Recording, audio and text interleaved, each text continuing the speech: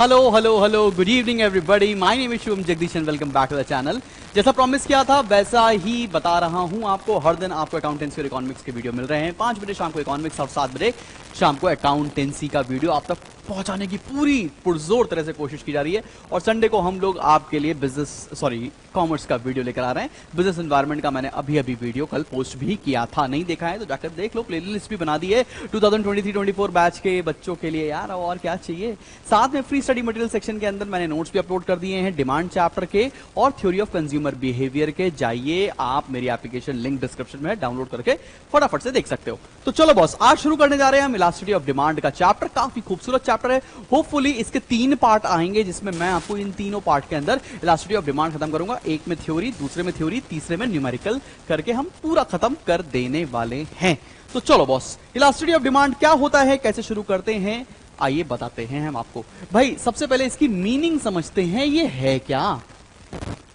मैंने ये बोला इलास्टिसिटी का मतलब अगर एकदम लिटरल सेंस में हिंदी में बोलूं ना तो मतलब होता है खिंचाव। खिंचाव मतलब हो गया चेंज। किस चीज में खिंचाव? डिमांड में चेंज, ठीक ना। अब डिमांड में चेंज किस रीजन की वजह से आ रहा है, उस रीजन को बोलते हैं इलास्टिसिटी। अगर मेरे डिमांड में चेंज प्राइस की वजह से आ रहा है तो उसको बोलते हैं प्राइस इलास्टिसिटी ऑफ डिमांड। मेरे डिमांड में चेंज इनकम की वजह से आ रहा है तो उसको बोलते हैं इनकम इलास्टिसिटी ऑफ डिमांड। और मेरे प्राइस में चेंज, मेरी डिमांड में चेंज अगर सब्स्टिट्यूट्स और कॉम्प्लीमेंट्री गुड्स की वजह से आ रहा है तो उसको बोलते हैं क्रॉस इलास्टिसिटी। क्लियर है कि नहीं क्लियर है? तो अगर हमसे ये कोई पूछे कि मीनिंग क्या होती है तो लिखेंगे responsiveness in demand because of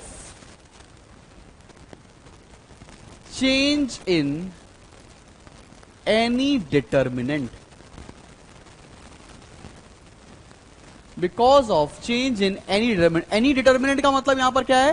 price हो गया, इनकम हो गया, सब्स्टिट्यूट और कॉम्प्लीमेंट्री गुड्स हो गए। क्या यहां तक बात समझ में आ रही है सभी लोगों को? Clear? Shall we go ahead, आगे बढ़ा जाए। अब हम लोग बात करने जा रहे हैं यहां से प्राइस इलास्टिसिटी ऑफ डिमांड की। पहला टॉपिक जो शुरू करने जा रहे हैं बच्चा पार्टी, उसका नाम है price elasticity of demand. Price EOD लिख दे रहे हैं तो प्राइस इलास्टिसिटी ऑफ डिमांड तुम समझ जाओगे ना। बुक में अक्सर ईपी के नाम से इसको मेंशन किया होता है। अब प्राइस इलास्टिसिटी ऑफ डिमांड का मतलब क्या है? प्राइस के चेंज होने से डिमांड पर क्या चेंज आ रहा है उसे प्राइस इलास्टिसिटी ऑफ डिमांड कहा जाएगा। कोई दिक्कत वाली बात नहीं। अब प्राइस इलास्टिसिटी ऑफ डिमांड में हम पढ़ाने जा रहे हैं आपको degrees of elasticity of demand. Degrees of elasticity of demand मतलब कितने तरह का इलास्टिसिटी हमको पढ़ना है, तो उनकी क्या क्या डिग्रीज हैं, एक एक करके मैं सब कुछ बताने वाला हूं। सबसे पहले हम लोग आते हैं परफेक्टली इलास्टिक। इसको थ्योरी की तरह से नहीं पढ़ेंगे, इसको थोड़ा थोड़ा कंसेप्चुअल वाइज पढ़ेंगे। परफेक्टली इलास्टिक का मतलब हो गया ED is equals to infinity. Perfectly elastic का मतलब क्या हो गया मेरे भाई? ED is equals to infinity. Diagram बनाते हैं और समझाते हैं। आओ जरा देखो, ED is equals to infinity. X origin, इसको मैं जीरो बोलता हूं यार, मत फील क्या करो, ओरिजिन होता है, मुझे भी पता है। एक्स 0 वाई, और यहां पर हम लोग डायग्राम में लेते हैं जल्दी से क्वांटिटी डिमांड। यहां पर आ गया क्वांटिटी और यहां पर आ गया मेरी जान प्राइस।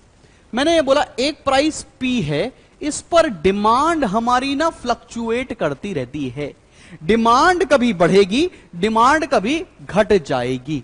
डिमांड कभी डी पहुंची, कभी D1 आ गई, कभी D2 आ गई, ठीक है ना। इस प्राइस पे तो सब कुछ कंज्यूमर खरीदने को तैयार है, लेकिन इस प्राइस से जरा सा भी बढ़ जाए तो कुछ भी कंज्यूमर खरीदने को तैयार नहीं है। इसको बोलते हैं परफेक्टली इलास्टिक डिमांड। कोई दिक्कत वाली बात तो नहीं है, ठीक है ना। अगर इस प्राइस पर कुछ भी ऑफर करोगे तो कस्टमर कितना भी खरीदने को तैयार है, और अगर इससे जरा सा भी प्राइस आपने बढ़ा दिया, P से P1 कर दिया, कस्टमर कुछ खरीदेगा ही नहीं। इसे बोलते हैं परफेक्टली इलास्टिक डिमांड। समझ में आ गया? कोई दिक्कत वाली बात तो नहीं। अगले टॉपिक पर बढ़ जाएं। अगला टॉपिक क्या है? Perfectly inelastic demand. Perfectly inelastic demand. Perfectly inelastic का मतलब क्या हो गया? ED is equals to 0। Perfectly inelastic. अच्छा, इसको समझते कैसे हैं? ये बना रहे भैया एक्स, ये ओरिजिन और ये वाई एक्सिस, यहां पर है प्राइस और यहां पर है क्वांटिटी। परफेक्टली इनइलास्टिक का मतलब क्या हो गया? प्राइस के चेंज होने से हमारी डिमांड पर कोई भी चेंज नहीं हो रहा है। प्राइस पहले P थी, P1 हो गया, P2 हो गया। हमारे प्राइस के चेंज होने से डिमांड पर कोई फर्क नहीं पड़ रहा है। इसको बोलते हैं परफेक्टली इनइलास्टिक। दिखाते किससे? ED इज इक्वल टू 0 से। ऐसा किस केस में होता है? ऐसा जनरली नेसेसरी गुड्स के केस में होता है। अरे नमक सस्ता हो गया मान लो, तो ऐसा थोड़ा ना कि ये अब भाई हम दाल में 4 चम्मच नमक खाने लगेंगे, ऐसा भी नहीं होगा। क्लियर है कि नहीं क्लियर? तो नेसेसरी गुड्स के केस में अक्सर ऐसा देखा जाता है। परफेक्टली इनइलास्टिक डिमांड, प्राइस कुछ भी हो जाए, डिमांड हमेशा कांस्टेंट रहती है। आगे बढ़ते थर्ड टॉपिक पर आ रहे हैं।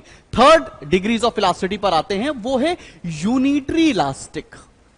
Unitary elastic demand. अब ये यूनिटरी इलास्टिक डिमांड क्या होता है मेरी जान? इसको डिनोट करते हैं ED इज इक्वल टू 1 से। कहना यह चाहता है जितना प्राइस में चेंज उतना ही क्वांटिटी में चेंज। ठीक है ना? जितना प्राइस में चेंज उतना ही क्वांटिटी में चेंज। जनरली ऐसा नॉर्मल गुड्स के केस में होता है। कैसे डायग्राम बना के दिखाएंगे? डायग्राम बहुत इंपॉर्टेंट है इसके भाई साहब, ठीक है ना? एक्स ओरिजिन और वाई एक्सिस, यहां पर है प्राइस, यहां पर है क्वांटिटी। मेरे साथ साथ बनाओ तुम, ये बन गया डिमांड कर्व, ठीक है ना? अब इसको कैसे डिनोट करेंगे जल्दी से देखो। ये D है, ये D है, समझते हैं।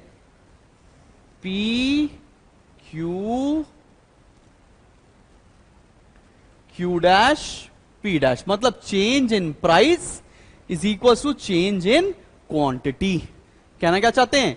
Change in price is equal to change in quantity. अगर ऐसा कभी भी होगा तो वहां पर यूनिटरी इलास्टिक डिमांड होगी, मतलब ED इक्वल टू 1 होगा।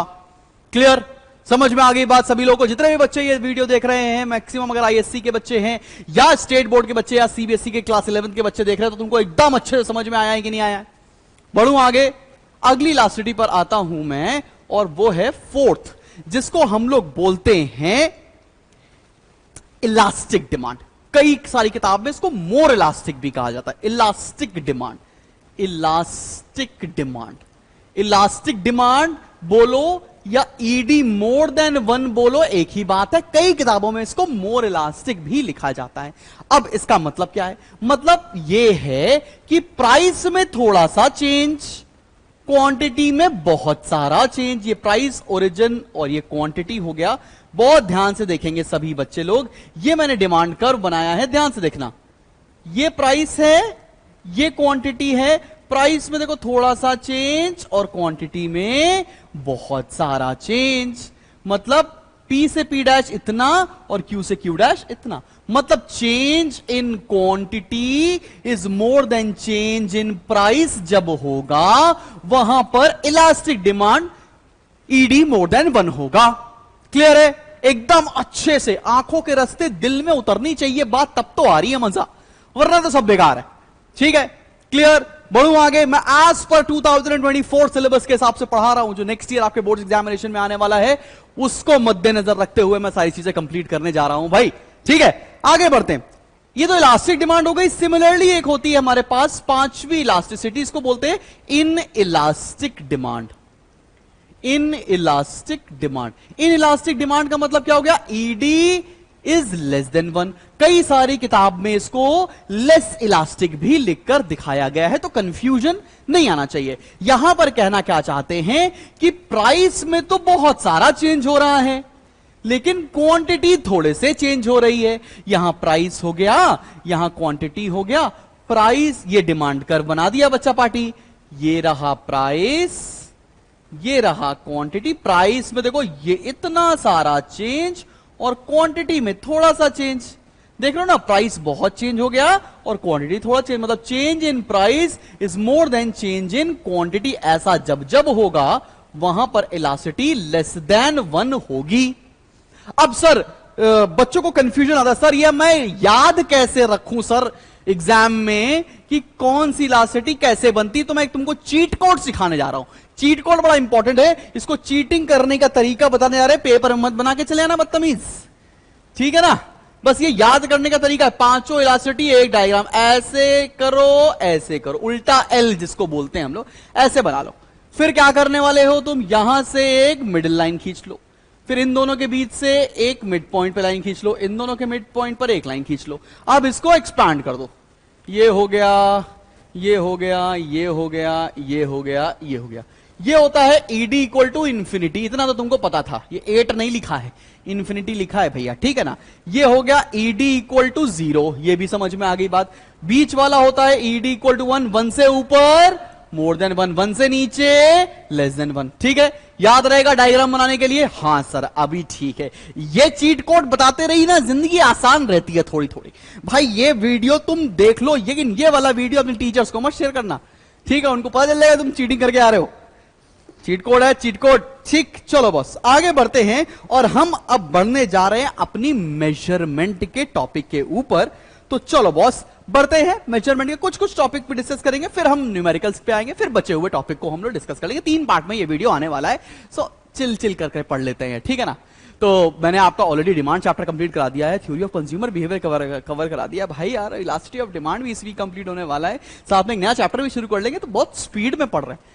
अप्रैल में वीडियो नहीं डाल रहे हैं, मुझे भी पता है, बहुत बिजी थे सीयूटी में। अभी फ्री है ना, तुम्हारे धक्का तुम्हारे लिए वीडियो आ रहे हैं। तुम्हें लगता है लाइव पढ़ना है मेरे साथ 1-on-1 बेसिस के ऊपर, तुम्हें लगता है कि स्पार्टन्स फतेह की तुम्हें जरूरत है, तो लिंक डिस्क्रिप्शन में जाके एनरोल कर सकते हो, ऐसा कोई दिक्कत वाली बात नहीं है यार, ठीक है। खैर चलो बात, अब शुरू करने जा रहे हैं हम लोग measurement of price elasticity of demand. अगला टॉपिक है measurement of price elasticity of demand. Measurement of price elasticity of demand. अब देखो दो तरह का, दो अप्रोचेस होते हैं, दो व्यू पॉइंट्स हैं यहां पर। वो दो व्यू पॉइंट्स क्या है, एक होता है पॉइंट इलास्टिसिटी और एक होती है आर्क इलास्टिसिटी। एक होती है बच्चा पॉइंट इलास्टिसिटी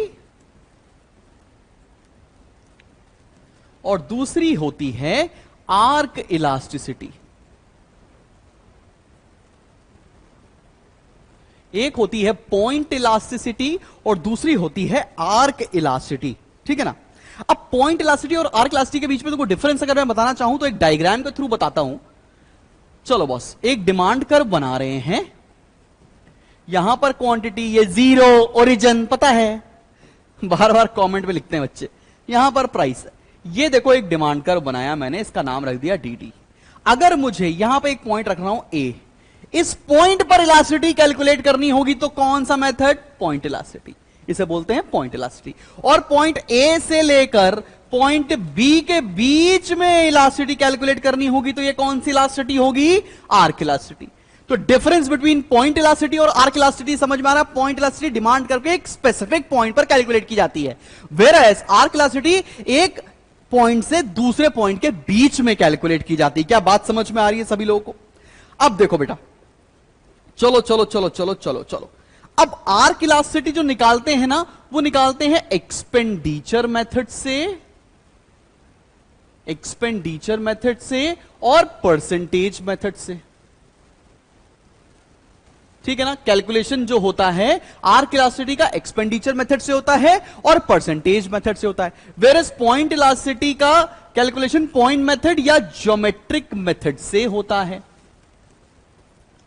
पॉइंट मेथड बोलो या ज्योमेट्रिक मेथड बोलो, उससे कैलकुलेशन होता है। दोनों तीनों ही आज की डेट में केसेस हमारे सिलेबस में है, हमें सब कुछ पढ़ना है और धीरे धीरे कंप्लीट कर लेते हैं, ऐसी भी कौन सी दिक्कत आ गई। तो चलो एक एक स्टेप लेंगे और एक एक चीजें आपसे बात करते चलेंगे। सबसे पहले हम बात करने जा रहे हैं परसेंटेज और प्रपोर्शनेट मेथड की। हेडिंग डाल लो मेरे साथ साथ, परसेंटेज और प्रपोर्शनेट,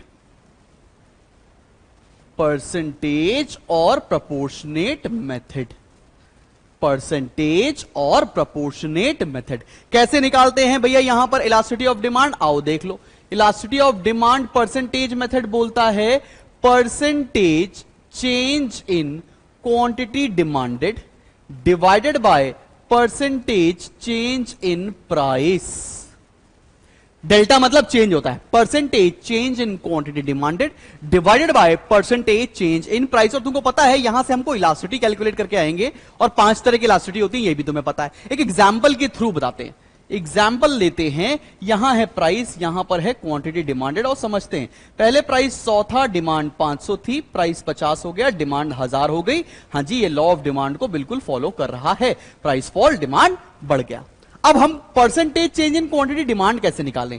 किसी भी चीज का परसेंटेज चेंज कैसे निकाला जाता है? तो इसका फॉर्मूला बड़ा सिंपल सा होता है, डिफरेंस, छठी क्लास का फॉर्मूला है, अपॉन इनिशियल इनटू 100। किसी भी चीज का परसेंटेज चेंज ऐसे निकाल सकते हैं। तो हमें निकालना क्या है? Percentage change in quantity demand. चलो निकालें। पहले 500 था, अभी 1000, डिफरेंस कितना हो गया? 500। इनिशियल पहले वाला पॉइंट क्या है? 500 इंटू 100, कितना परसेंट आ गया? 100%। कोई दिक्कत वाली बात तो नहीं। तो percentage change in quantity demanded कितना आ गया? 100। आओ परसेंटेज चेंज इन प्राइस निकालते हैं, परसेंटेज चेंज इन प्राइस निकालते हैं। अब देखो इसमें डिफरेंस कितना है? 50 का। इनिशियल कितना था मेरे भाई? 100 इंटू 100, तो यहां पर कितना परसेंट आ गया? 50%। फॉर्मूले में रख दें, percentage change in quantity demanded 100, percentage change in price आ गया 50, आंसर आ गया 2। मतलब इलास्टिसिटी ऑफ डिमांड इज 2। ये कौन सी इलास्टिसिटी हुई? Elastic demand, ED more than 1 हुई। क्या सब बच्चों को ये परसेंटेज मेथड से कैसे इलास्टिसिटी निकाल रहे हैं ये समझ में आ रहा? बिल्कुल बेसिक तरीके से मैंने समझाने की कोशिश की है। तो भाई आराम से सीखो, न्यूमेरिकल अभी प्रैक्टिस करेंगे। अगर इसी बात को, सेम क्वेश्चन को हमें प्रोपोर्शनेट मेथड से सॉल्व करना होता तब कैसे करते? प्रोपोर्शनेट मेथड जो है, एक ही बात है, प्रोपोर्शनेट मेथड में क्या होता है? फॉर्मूला है elasticity of demand is equals to delta Q upon delta P into P by Q. ठीक है ना? कई बुक्स में इसमें माइनस साइन पहले लगा होता है कि अगर नेगेटिव इलास्टिसिटी आ रही है तो उसको पॉजिटिव कर लो, because elasticity can not be in negative. ठीक, आगे देखते हैं। अगर सेम क्वेश्चन लें, पी क्यू डी, 100 पर कितना था? 500, 50 पे कितना हो गया? 1000। ये हमें पता है क्वेश्चन। डेल्टा क्यू क्या होता है? डेल्टा क्यू का मतलब change in quantity. Delta P का मतलब क्या होता है? Change in price. पी का मतलब क्या होता है? Initial price. क्यू का मतलब क्या होता है? Initial quantity. समझ गए ना? कोई दिक्कत वाली, परेशानी वाली बात तो नहीं है। सॉल्व करके दिखाएं तो चलो भाई, सबसे पहले निकालो delta Q. Change in quantity कितना आ रहा है? 500। चेंज इन प्राइस कितना आ रहा है? डेल्टा पी कितना है? डेल्टा पी है 50। इनिशियल प्राइस क्या था? इनिशियल प्राइस था 100 और इनिशियल क्वांटिटी कितनी थी? 500। अब फॉर्मूले में पुट कर दें, आंसर आ जाएगा। तो ईडी का मतलब क्या हो गया? डेल्टा क्यू बोले तो 500 divide by delta P into divide by 50 into P कितना है? 100 डिवाइड बाय क्यू 500। फॉर्मूले में पुट कर दिया, delta Q by delta P into P by Q. Solve कर लिया और यहां से भी आंसर कितना आ गया? ईडी इक्वल टू 2, मतलब ईडी इज मोर देन 1। इसको इलास्टिक डिमांड कहते हैं। क्या यहां तक सभी बच्चों को इलास्टिसिटी परसेंटेज मेथड से कैसे निकालेंगे, प्रोपोर्शनेट मेथड से कैसे निकालेंगे, बेसिक आइडिया डेवलप हो गया है कि नहीं? अगर बेसिक आइडिया डेवलप हो गया है तो हमारा काम बन गया है। आगे बढ़ते हैं, आगे बढ़ते हैं और हेडिंग डाल के दिखा रहे हैं अगले मेथड की, जिसको बोलते हैं हम लोग एक्सपेंडिचर मेथड। एक्सपेंडिचर मेथड एकदम अच्छे से समझ में आएगा। मैं पीपीटी के जंजाल में तुम्हें नहीं फंसाना चाहता हूं कि मैं यहां पर कंटेंट लिख के लाऊं, उसको अंडरलाइन कराऊं और तुम बोलो वाह वाह क्या पढ़ाया है। अरे पढ़ाया नहीं, रीड किया है वो, ठीक है ना? खुद मेहनत करके आपके सामने लिख रहे हैं। आसानी से बोल सकते हैं किसी भी असिस्टेंट को कि भाई पीपीटी बना तो सवाल इजी हो जाएगा, ठीक है ना? तो चलो बॉस, एक्सपेंडिचर मेथड की तरफ आ रहे हैं और एक्सपेंडिचर मेथड समझना है। सबसे पहले तो ये बताओ एक्सपेंडिचर होता क्या है। हमने 100 लिपस्टिक खरीदी, एक लिपस्टिक 10 रुपए की आई, तो खर्चा कितना किया? 100 इंटू 10, 1000 रुपए। सर आपने लिपस्टिक क्यों खरीदी? अबे तुम खरीदोगे, फेयरवेल आ रहा है, ठीक है? अब इसको बहुत डिटेल में मत जाते हैं। चलो बॉस, अब मैं यहां पर आपको निकालने सिखाने जा रहा हूं। यहां पर 2 केसेस हैं, ठीक है?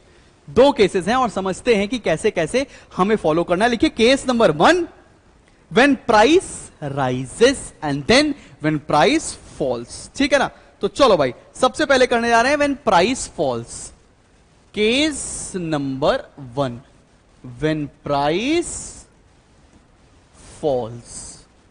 पहली कैटेगरी व्हेन प्राइस फॉल, जब प्राइस फॉल हो रही होगी, इस केस में हम इलास्टिसिटी कैसे निकालेंगे एक्सपेंडिचर मेथड से, वो समझे जा रहे हैं। पहला एग्जांपल लेते हैं। यहां पर लिया है हमने प्राइस, यहां पे लिया है क्वांटिटी डिमांडेड, और यहां बनाएंगे टोटल एक्सपेंडिचर।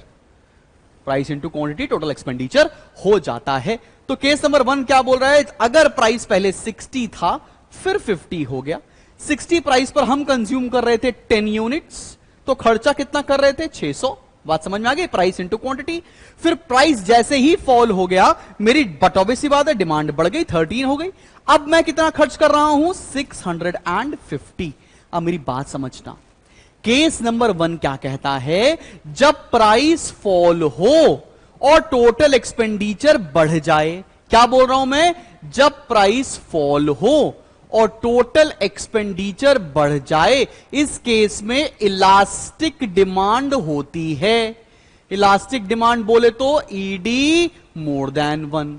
क्या यह बात समझ में आ रही है सभी लोगों को? इस केस में क्या होगा, ईडी मोर देन 1। जब प्राइस फॉल होगी और टोटल एक्सपेंडिचर बढ़ जाएगा, उस केस में elasticity of demand will be more than 1। यह हो गया हमारा पहला केस। अब इसी के बगल में दूसरा केस बना रहे, तो ये तो इलास्टिक डिमांड बताया ना, अब बनाएंगे आपको इनइलास्टिक कैसे होता है और यूनिटरी कैसे होता है। अगला केस, ये पहला एग्जांपल लिया, पहले एग्जांपल का कंक्लूजन बता दिया।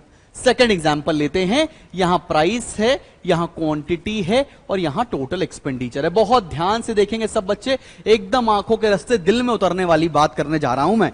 तो चलो भाई, अब क्या हो रहा है, प्राइस था 60, 50 वही सेम 60 था, 50 प्राइस पहले 10 क्वांटिटी खरीदते थे तो 600 खर्च करते थे। प्राइस 50 हो गया, डिमांड हो गई 11। डिमांड बढ़ रही है, लॉ ऑफ डिमांड को फॉलो कर रही है, लेकिन इस बार खर्चा कितना हो रहा है 550। प्राइस कम हुआ, टोटल एक्सपेंडिचर भी कम हो जाए। क्या बोल रहा हूं मैं, प्राइस कम हुआ, टोटल एक्सपेंडिचर भी कम हो जाए, इस केस में होता है इन इलास्टिक डिमांड। कौन सी डिमांड होती है, इन इलास्टिक डिमांड, मतलब ED will be less than 1। इस केस में क्या हो जाएगा, ED will be less than 1। समझ में आ रहा है सभी लोगों को कि नहीं, एकदम अच्छे से क्लियर हुआ कि नहीं? आते हैं थर्ड एग्जाम्पल बताने जा रहे हैं हम आपको, पहले केस का तीसरा एग्जाम्पल बताने जा रहे हैं, बहुत ध्यान से देखना। प्राइस है, क्वांटिटी है, टोटल एक्सपेंडिचर है। प्राइस पहले 60 था, डिमांड क्वांटिटी थी 10, कितना खर्चा कर रहे थे 600 रुपए। फिर क्या हो गया, प्राइस हो गया 50, अब हमने खरीदे 12 यूनिट, अभी भी खर्चा कितने हो रहे हैं 600।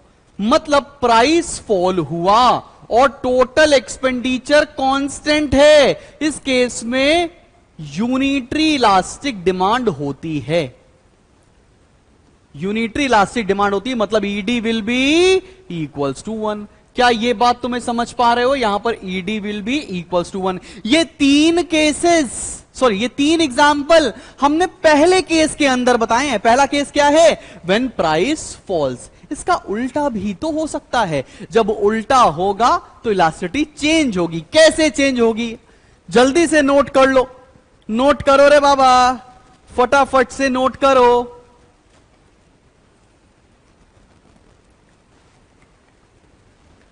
हाँ जी, पानी पी रहा हूं मैं, नोट कर लिया। अब आते हैं इसके ऑपोजिट केस पर, केस नंबर 2। इसके ऑपोजिट केस पर आ रहे हैं, when price rises. When price rises, ये केस पर, जब प्राइस बढ़ेगा तब क्या होगा। आओ भैया एक एक स्टेप पर उसको भी सॉल्व कर लेते हैं, समझ में आ जाएगा। वैसे इसका ऑपोजिट होता है। ऑपोजिट का मतलब क्या, चलो भाई देखो, जब प्राइस राइज हुआ और टोटल, मैं करके ही दिखा देता हूं ना, आसान पड़ेगा। चलो भाई देखते हैं, आओ भाई, पहला case, price quantity total expenditure. When price rise बोल रहा है, ठीक है ना, व्हेन प्राइस राइज बोल रहे हैं। अब देखिए क्या होने वाला है। अभी हमारा प्राइस हुआ करता था पहले 50 और हम कंज्यूम करते थे बाबा, हम कंज्यूम करते थे 13 यूनिट और यहां पर खर्चा करते थे 650। अब प्राइस हो गया 60, हम खर्चा करने लगे 10 यूनिट कंज्यूम करने लगे और खर्चा हो गया 600। प्राइस बढ़ा, टोटल एक्सपेंडिचर फॉल हो जाए, प्राइस बढ़े और टोटल एक्सपेंडिचर फॉल हो जाए। यहां लिखें, जब प्राइस बढ़ा टोटल एक्सपेंडिचर फॉल हो गया, इस केस में होता है elasticity more than 1। When price बढ़ रहा है और टोटल एक्सपेंडिचर फॉल करने लगे, इसे बोलते हैं हम लोग यूनिटरी इलास्टिक। बहुत ट्रिकी पॉइंट है, याद रखना, बुक में एक्सप्लेन नहीं किया हुआ है। मतलब ED more than 1, ED more than 1। Clear है कि नहीं क्लियर? बात समझ में आ रहा है? प्राइस बढ़ रहा, टोटल एक्सपेंडिचर कम हो जाए, ईडी मोर देन 1। अगला एग्जांपल देखो भैया, प्राइस क्वांटिटी टोटल एक्सपेंडिचर 50 13 और यहां पे खर्चा किया 650 रुपए, ठीक है ना। और अब प्राइस हो गया 60 और हमने कंज्यूम कर लिया लेट्स से 12 यूनिट, तो खर्चा कितना हो गया 720। अब क्या हुआ, टोटल एक्सपेंडिचर बढ़ गया, प्राइस बढ़ा, टोटल एक्सपेंडिचर बढ़ गया, इसे बोलते हैं लेस इलास्टिक। इसे क्या बोलेंगे? लेस इलास्टिक या इन इलास्टिक डिमांड। इस केस में क्या होगा, ED will be less than 1, ED will be less than 1। ध्यान रखना, ये बहुत इंपॉर्टेंट है, मुझे पता है। मैं आज की क्लास यहीं पर खत्म करने वाला हूं, टेंशन मत लो, ठीक है। आगे आते हैं थर्ड केस पर, प्राइस क्वांटिटी टोटल एक्सपेंडिचर।